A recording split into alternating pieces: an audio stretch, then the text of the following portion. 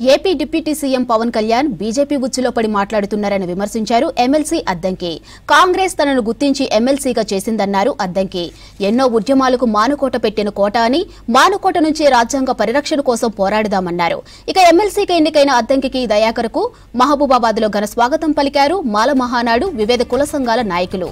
ఆత్మీయ సన్మాన కార్యక్రమంలో పాల్గొన్నారు అద్దంకి.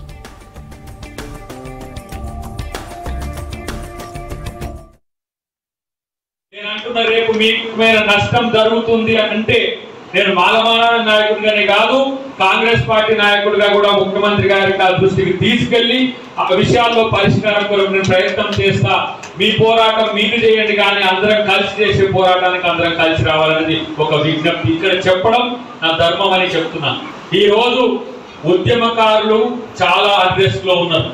దాదాపు ఒక ప్రైవేట్ అంచనానే ఒక 52,000 పైచిలుకు ఉద్యమకారులు మండలం నుంచి, గ్రామం నుంచి, జిల్లా నుంచి, నియోజకవర్గం నుంచి రాష్ట్ర స్థాయి వరకు ఉన్న వాళ్ళని జూన్ 2నో ఆ తర్వాతనో ఉద్యమకారుల కోసం ఒక ప్రత్యేక కార్యాచరణ తెలంగాణ ప్రభుత్వానికి ఉంటుందని చెప్పి మీ అందరికి కూడా నేను తెలియజేస్తున్నా. ఈ రోజు అద్దంకి దయాకర్ ఒక సామాజిక ఉద్యమకారుడే, కాంగ్రెస్ పార్టీ నాయకుడు అయ్యిండు. కాంగ్రెస్ పార్టీ నన్ను గుర్తించి సుదీర్ఘకాలం ఉన్నా సరే నన్ను ఎమ్మెల్సీ చేసింది. దాంట్లో ఒకరోజు మా రేవంత్ అన్న, ఈ రోజు ఈ రాష్ట్ర ముఖ్యమంత్రి నా పట్ల ప్రేమతో నన్ను ఆశీర్వదించడమే కాకుండా నాకు గౌరవాన్ని పెంచిన వ్యక్తి కూడా మా రేవంత్ అన్న.